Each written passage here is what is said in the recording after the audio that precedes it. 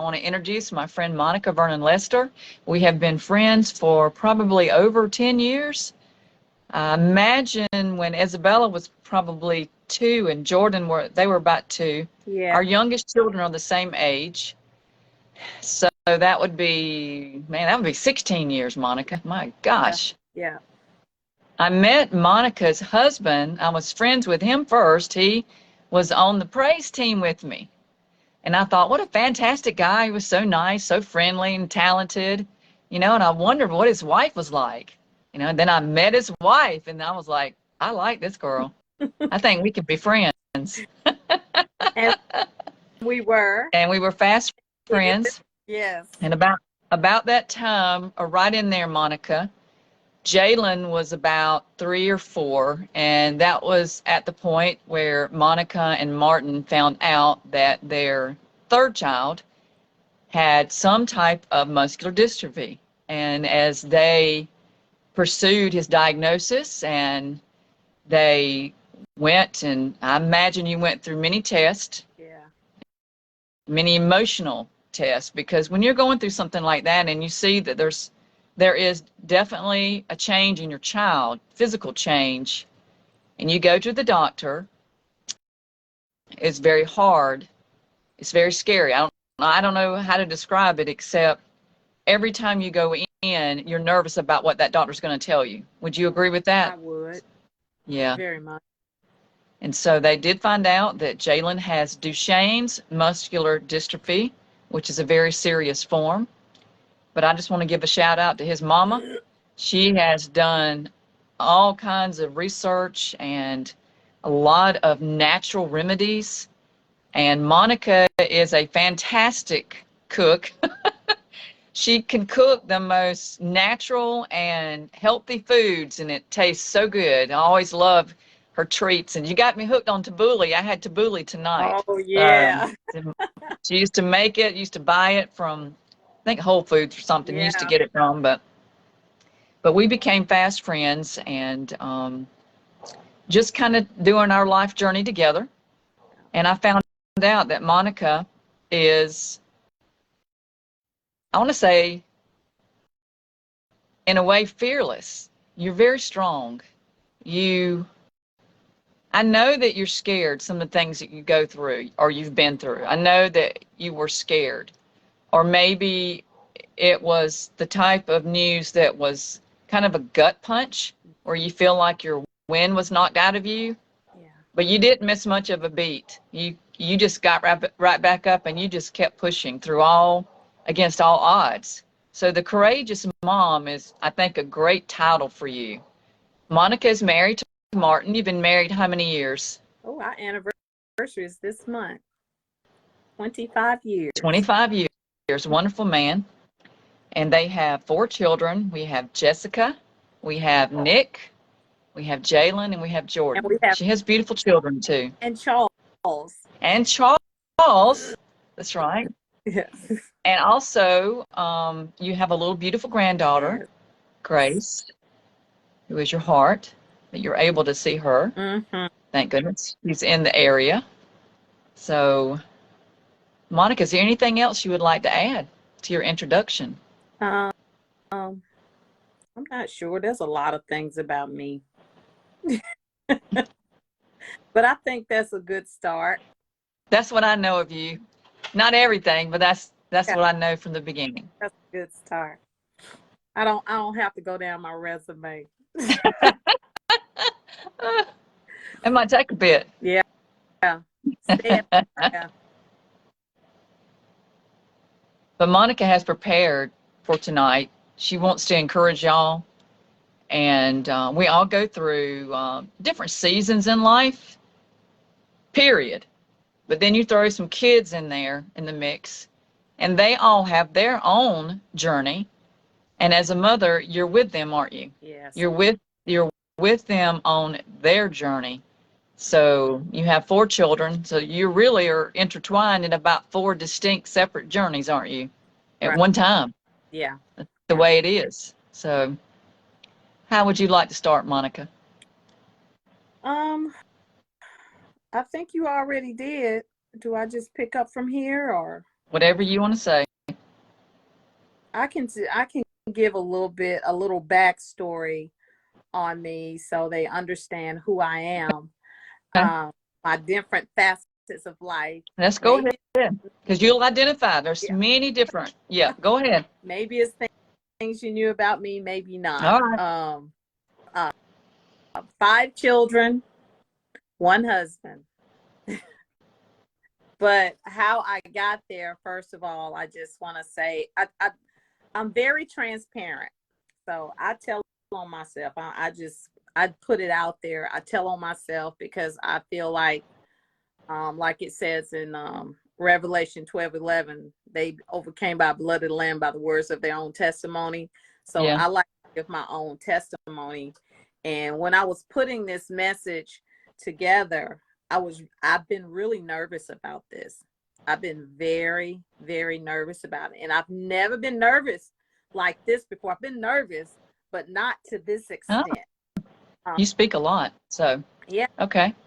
I just couldn't pull it together for whatever reason. But and I believe it was just the weight of it, because even after I delivered the message Sunday, Jalen was attacked. Jalen got sick. He's at home battling now. So, since Okay. yesterday. And so, Okay. it's like, I knew such the weight of it to the point that I began to pray over my children. I even prayed over Nick because Nick was in Ware Shoals at that car thing that was going on down there. Okay. Yes, I went past that. There's about 1,000 people out there. That's what I heard. When Nick was out there along with some of his friends, a group of friends, and he told me about what goes on there and how they race cars. And I was like, Nick, please don't be racing cars. Don't do that, Mom. We race cars. I said, Nick, but you don't have a license. He said, you don't need one out there. And I said, it's just some things that Mama don't need to know. So, so with that, after I got off, I just started praying for him. It's praying for his protection, praying that he won't be harmed. Nobody will harm him, and that they'll have a good time, he and his friends. And when he was leaving, he said he was headed out. There was somebody shot. Mm. There was someone shot. Oh, my goodness. Yeah. So it's just, keeping your children covered in prayer. And when I was telling my sister she asked me what the message was about Sunday, and I said, courage of mothers. And she said, that sounds like you. It does sound like you. And she said, yeah, that sounds like you. I said, I never thought about that. So it made it easier to deliver the message when I heard it was about me, because now I felt like I'm telling my story. That's right. So I'm telling my story. And this particular story is beginning when I got pregnant with Jessica. I've been a teen mom, a single mom, and a married mom. So I had my first child at 15. I had my second child when I was in my 20s, 21. And then I got married and I had 2 more children, and then we adopted one. And my first 2 children, their father is deceased. When I got my daughter's father was they were both killed. They were both killed. And so I've gone through with 2 children that has lost their dad to violence. One of them, he was messing around with drugs, and someone poisoned the drugs on purpose with strychnine. And then the next one, my son's father, he was robbed at the gas station and murdered at gunpoint. Mm. And my adoptive son, he lost his mother when he was just a child. She died in his arms from a car accident. He was in a car accident with her, and he held her as she passed. Oh, my goodness. So I've gotten 3 children that's gone through some traumatizing things. And now, here we are today. But, when I think about being of courage, you want to think about, what does courage really mean? courage doesn't always mean, you know, you putting up your dukes and you're fighting, or sometimes it's just humbling yourself. But Right. the definition that I put down as courage is to show up, is to show oneself strong. So that's being in any given situation, and in the biblical sense is it's just fully trusting God. So now I got this confidence, but I fully trust God. So when people, like, you know, you say, you know, I'm so strong. Oh, I tell them, I said, it's not me by any means, because you hadn't seen me when I was curled up in a ball in a fetal position crying. Yeah. Just fighting with my emotions of things that are going on, and asking a question, why must this happen to me? Why is all this happening to my family? And I still don't know all the answer to that, but he says the long suffering of today shall not be compared to the glories that shall be revealed. So I'm counting on him to follow through on that. So I know. I know I am just waiting on that. But about being the courageous mother, what I began to look at is my own mother. And my mom and I, we could go at it with each other at times. I was her strong-willed daughter. Basically, I think my mom and I. No, not you. Oh goodness, we were just like this at each other, just like this. I remember one time with my mother, I stole her car while she was sleeping, and I stole my mom's car, and I left, went riding, went to the store, got some snacks. I just wanted to drive the car, and she woke up, and I was gone in the car. Oh my goodness. I was riding down the street, and I saw her in my peripheral vision. She had walked from home looking for me. Right. She had walked out to the main road. I act like I didn't see her, and I kept driving. And I whipped around the corner, and I went home. And she made it back home. I don't know how fast she got there, but she got there real quick. Yeah. And I got into it. And my mother slapped me, and I slapped her back. And after that, I left home. And I went to my boyfriend's house and stayed there. His family was easygoing, would let me come and go as I pleased. And that's a moment I'm not proud of, that I did that, because, you know, the word says to honor your father and your mother, mm-hmm. that your days long in this earth. And I dishonored her in that way.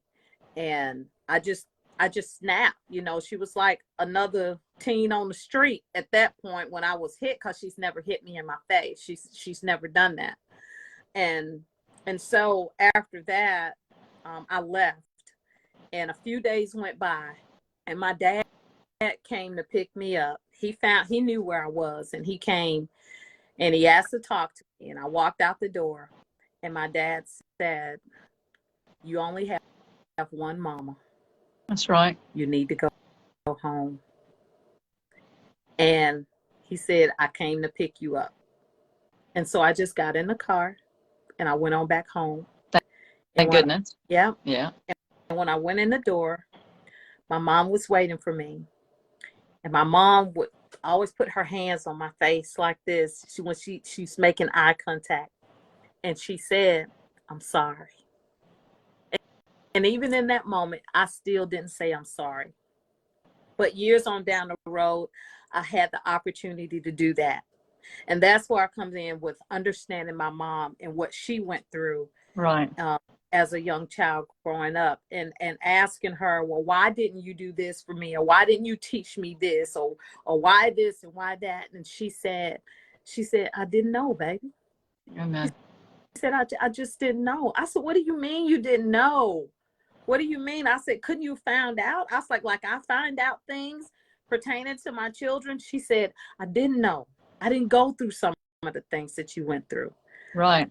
I went through abuse. My mom didn't go through that. I went through physical abuse. I went through sexual abuse. And my mom did not know about any of this stuff until after I became an adult and I began to tell her about it. Right. And she said, I asked you when you were a child, I asked you and you said no. And I did. I was afraid to say yes. For some reason, I was afraid to say yes. But then my mom said, well, you know, it's probably a good thing you didn't, because I would have killed him. And at that point, it's like, maybe it was a good thing I didn't tell her, because I wouldn't have had my mom. My mother always showed up. She always showed up. The courage and the strength that she exemplified, it helped me put a magnifying glass on who she is, so I can understand who I am. That's right. She finally gave her life to Christ, because my mama used to smoke and get high and drink and, you know, and play cards and things like that. So when she got saved, I thought she was going through a phase, but it was not a phase. She stuck to that. Right. So my mom, I paid attention to her. I heard her. I saw her. I could see into her. And because of that, it helped to begin to mold me into the mother that I needed to be for my own children. Yes. Because she was trying to make up for things that happened in the past. But I had the opportunity. My mom's no longer with me, but thank God I had the opportunity to sit her down, and I sat at her feet and I said, Mother, I said, whatever happened in the past, can we just leave it there and start from this point and move forward? Right. And I could just see the relief just fall upon her face. So we began to just be friends, but I could confide in my mom. I could talk to her about anything. You know, sometimes she would talk too much. I said, now, if you're going to tell stuff, I'm not going to tell you. She said, well, you didn't say not to tell anything. I said, I shouldn't have to tell my mama that. Yeah. You got to keep that stuff. Be confidential. Yes, you do. That's right. But just looking at the way how God formed us, and like in Psalms 139, he says that that we were created with the innermost being. He knitted us together in our mother's wombs. And I had this visualization of God's hands actually putting together babies in our tummies. Just how unique that is. Yeah. And how you got that there's God for something like this to take place, and all these internal organs we have, and all of this stuff that's come together. I mean, you make dirt, you got liver, the lungs, and all these things that come together and work, and a man and woman comes together and make union and make this baby and make this child. It just makes you understand about our responsibility to our children. And what I began to do, even Sunday when I minister, is to begin to call attention to women, to mothers, to call attention to mothers, to recognize the responsibility that we hold as mothers. We are in an evil and conniving world, and we've got to train our children to be able to withstand. So there were some points that I made then, and I want to make those points now, because in Proverbs 22:6 it says, train up a child in the way he should go, and when he's old he will not depart from it. Now, nobody said that they wouldn't stray, because all mine they all have. Well, we have to. We have to. Yeah, I have. I can't say they all straight. I don't know. No, they all ain't straight, but I don't know. I might not need to know. But these are some points. In the world plagued by evil and darkness, it's imperative. This is point one. It's imperative that we equip our children to stand firm even in the face of adversity. Because it's coming. It's right in our face. It's coming. Yeah, it is. They got to be prepared to withstand the tests and trials of today. And my second point is this. We must be willing to teach our children that standing against evil, it may come at a cost. No. I remember asking my children when they was little, and we would have Bible studies together. And I asked them, I said, what if the government changed, and they said you had to take this mark in order for you to eat? And they said, no, I wouldn't do it, Mama. I wouldn't do it. I said, you say that now. but will you stand? Will you be able to stand? And that's what we've got to help them to recognize, because it's so much pulling at them. It's so much pulling at us. It is. I mean, it's hard for us. I know. Yes. I know. So, and that leads me to point 3, where it says we got to be intentional in our teaching. We have to be intentional. We can't just have babies, ooh, cuckoo, and so cute, and feed them, clothe them, put them over their head. It's like a running a business. Like Melanie, you and Lynn have a business, and you got to put that business plan together. You have to monitor it. You have to manage it. You got to make sure all those checks and balances even out. You got to do a lot of intricate work, behind the scenes work. That's the same thing with children and with your household. We can't just have them and sit on the sofa and watch TV and think that that's okay.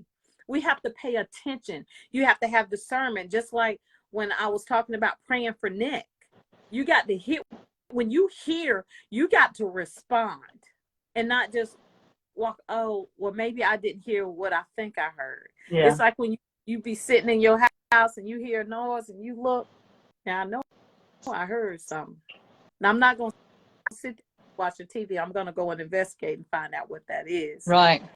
But I remember at one time when Nick came home, my husband went to go pick Nick up from the gym. And he came. Now, Nick is her third son. I mean, second son, second child. Yes. So, and Nick is how old now? How old is Nick? Nick, 30-something years old. Okay. All right, just so that the audience will know. All right, go ahead. His 30s. Jessica will be turning 40 next month. So Nick is in his 30s. All right. But he came home one evening, and he just walked in the door crying, just bawling. I was like, Martin, what's wrong with him? And he went to his room just crying his eyes out. He said, I have no idea. He said, I asked him and he won't say anything. And I said, okay, I'm gonna go find out. So Nick was like, Mama, I don't want to talk about it. I don't want to talk about it. I said, you up here bawling like a baby. You've got to talk about it. You got to tell me what's going on. I can't leave you like this. And he said, I just can't talk about it. I said, Nick, I'm going to give you 15 minutes to get yourself together. And then I'm going to come back and we're going to talk. Yeah. And I need you to be ready. And so I came back, and the issue was with him. He said he was at the YMCA working out, and he saw dads with their sons. Oh. And his biological father was deceased. Yeah. And that hurt. That hurt. So it's instances like that you really have to pay attention, and you got to be courageous enough to dive in, even when they don't want you there. Yeah. My daughter left in the middle of the night, was gone for 7 years before she returned home. 7 years. But on that 7th year is when we bought that house on McCormick Highway. Yeah. 4-bedroom. And my husband said, we only need a 3. I said, no, we need a 4 because I feel like Jessica's coming home. We bought the house in December. She was back home in February. Wow. Just as she left in the middle of the night, she came back in the middle of the night, 3 o'clock in the morning. She didn't know where we were. She just knew we lived in Greenwood. And she said she drove there with her gas light on from Spartanburg. God brought her all the way all the way home. And so when she walked in the door, I said, Jessica, what's wrong? And she said, Mama, I'm tired. So I was able to lead her to her room and said, here's your room. Here's your room. Here's your room. So it's being courageous enough to let her come back after 7 years. Yeah. God knows what she's been through, but I know there's been some trauma that's taken place. But then, that goes along with being intentional in our teaching. She wouldn't have known that she could come home if that had not been communicated to her. And she found out. And the next point is shaping the next generation, not just our own children, but our neighbors' children. That's right. Loving on one another. That's right. And children have come through our home, have lived with us. those that were related to us and those that were not related to us. When we were ministers at the youth, I know. they would come through. Miss Monica, you got something to eat? You, Baby, you had 20 or 30 of them, didn't you? At that point, yeah, a lot of them. they'd be A all over. lot of them. It was like it was their Mhm. house, really. Mhm. And that house that we bought there in Bradley, it was with them in mind. We wanted to have space for them to Yeah. come be free. So shape the next generation. And the next thing, the final one on that is embrace our calling as a courageous mom. Just because you have a child, I'll say just because you have a child doesn't mean that you're a mom. You have to accept that responsibility of being a mom. And I don't think I did that when I was 15 years old. I had a baby, but I didn't know anything about being a mom. So that's going to come with understanding, like I said, who my mother was, watching what she did, and my grandmother, because she was present, and taking what they have done and indoctrinated into me, but also understand that they make mistakes too. But still, I kind of look at it like, was it really mistakes? Or was the choices that we've made, were they really mistakes? Now, unless you've just done something just ungodly, forbidden or whatever. Like there was one mom, she broke my heart that I was, my nephew had some friends and a lot of their friends would hang out with us. And I went over his house for whatever reason to help get something or do something for him. And I met his mom and realized I knew his mom from high school. And she said that she'd be glad when the police come and get her son. Oh. Oh, I was like, what? She said, because he was smoking weed and buying weed and things. But then I find out the backstory that mom used to get high with him. But yeah. So he felt like it was okay. Yeah, he did. Yeah. He did. That was it.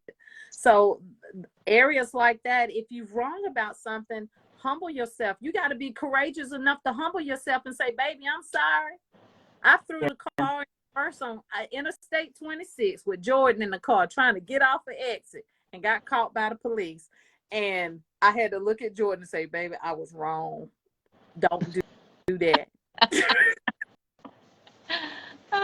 Don't do that. So it's just so many instances that I've had to have the courage. And I'm thinking about Nick. I have an organization called Moms of Felons, and it was birthed out of him. Dropping him off at college, and within 2 months, he had 4 felony charges against him. We go to pick him up, and he's sitting behind bars in a black and white jumpsuit. Our son, that's supposed to be at college. Yeah.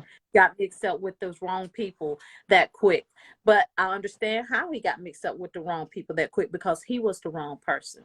You want to keep your children away from bad influence, but what happens when your child is the bad influence? Oh. Nick was the bad influence, but do we throw him away? No. There was a mom that told me, she said, you need to put him out. When he was in, she said, you need to put him out. He's causing too much havoc in your home. And even Nick said, Mama, because we got into a disagreement about something. And he said, Mama, just put me out. He said, I'm just not normal. Put me out. I don't need to be here. And I heard the voice of the Lord say to me, if you do, Satan's going to have his way with you. So at that moment, I was like, I'm not going to do it. We're going to ride this thing out. So I'm been through arrest. I turned my son into the police. And I actually took him to the cops because I knew they were looking for him. There was a bench warrant for his arrest. I told him to get in the car. I took him to the cops, Greenwood Police. We placed him in a facility called the Paul Anderson Youth Home for young men that would otherwise be in. Yeah. He was there for a year. He got kicked out after that year because he picked up a new habit. He started huffing gas. So and then in addition to that, he got pulled over for weed in the car. It was somebody else's weed, so he took the rap for it, so he didn't pay the ticket. So then they issued a warrant for him. Picked him up again because he had a weapons charge. Picked him up again, he had a DUI. He's been arrested in 3 different states: South Carolina, North Carolina, and Kansas. But today, that young man, every time I talk to him, before he hangs up that phone, he always says, "I love you, Mama." And he says, he tries his best not to hold grudges. He said, because I don't know when the last day I might see somebody. That's right. And he doesn't want that to be on his heart. So he's doing better now. There's some still things. He smokes. I want him to stop smoking. I don't want him smoking. I don't want him drinking. He does that kind of stuff. But he works 2 jobs. He got his own place. He's not able to drive right now because of the choices that he's made. But he's been paying the cost in order to clean that up. And it's going to be cleaned up by the end of this year. Yay. He'll be back to driving again. So we let him do all the work to do that. And that's another thing about being courageous. We cannot enable them in That's right. behavior.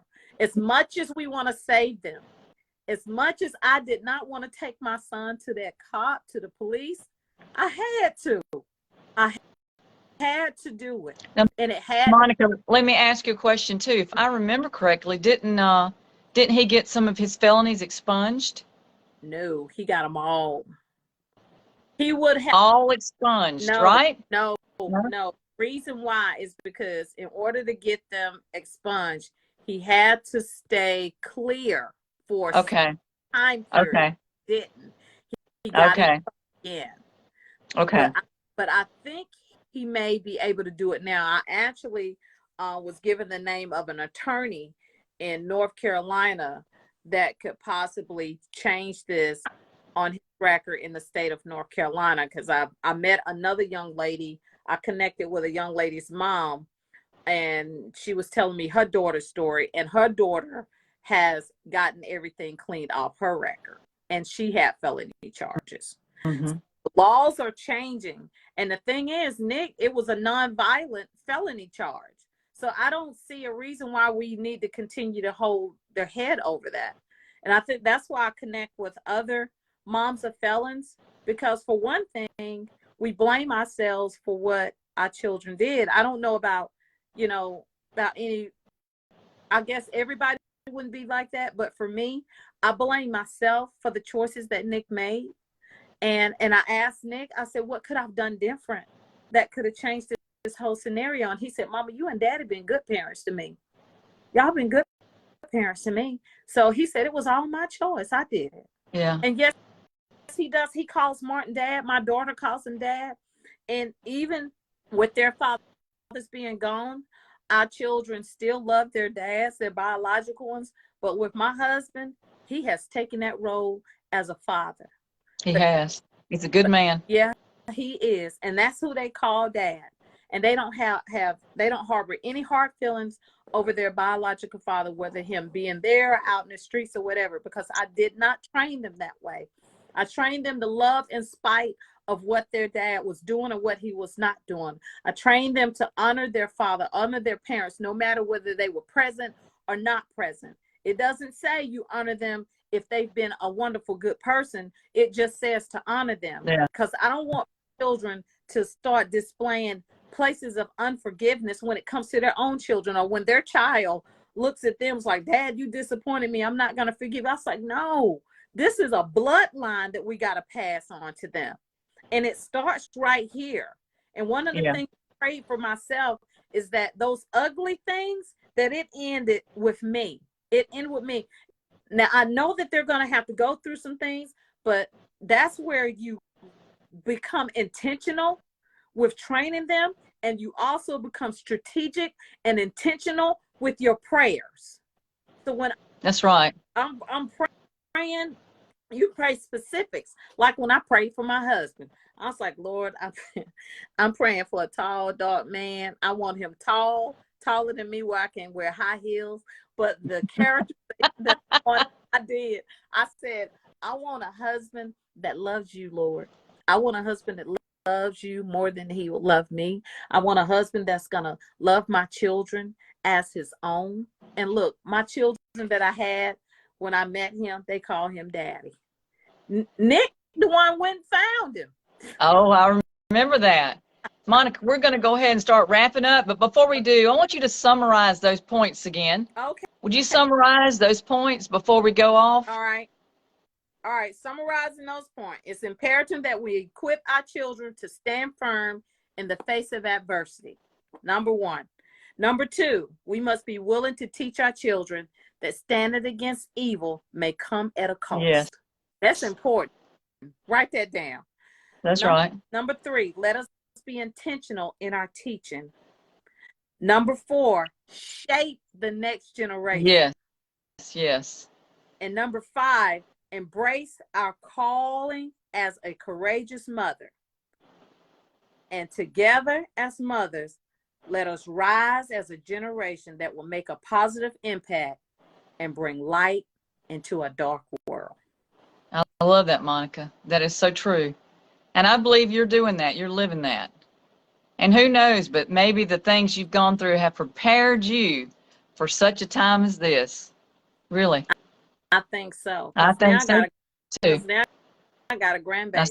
I can't buy Right. certain stuff out of the store. And she said, well, why, Abuela? And I have to break it down and explain why. We're not buying that because of this reason. That's Whatever right. you do at home is your business. When you with Abuela and Poppy, this is what we do. That's right. Well, now you've learned a thing or two. So have I. And so we can be there for the next generation. And we can be there for other moms to encourage them. And hopefully, with the things that we've learned, we can cause them to go down maybe even a better path than we went down. Because we've learned a little bit, right? That'd be my prayer. Well, I want to say thank you. You did an awesome job tonight. You're definitely comfortable. You're a good speaker. And I'm thinking that Sunday must have prepared you even for tonight because you're good. You got it. Thanks. You got it. Well, my goal is to transform people's lives. Yes. That's it. Transform. Yes. Well, thank you for being out here. And I look forward to all four of your children and five, Charles, and then your beautiful granddaughter, to watch God's hand in their life. Amen. His blessings, because I do believe that the children do. They reap even from what the parent, especially the goodness of the parent. It continues on down to that child. Wouldn't you agree? And you made a difference. You made a difference. You and Martin both. Even your mom.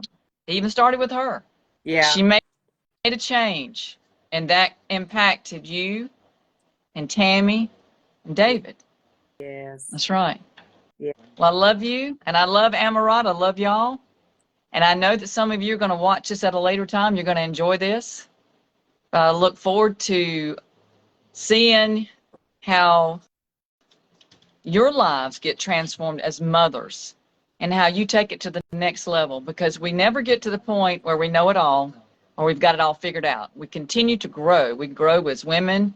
We grow as wives, as friends, but certainly as mothers. I always say that your children, they really do school you. I'm the one that's been schooled. But I appreciate y'all, and I will see y'all out here Sunday morning at 9. We'll do coffee, and I look forward to seeing y'all then. And thank you again, Monica. All right. Blessings. Thank you. Thank you.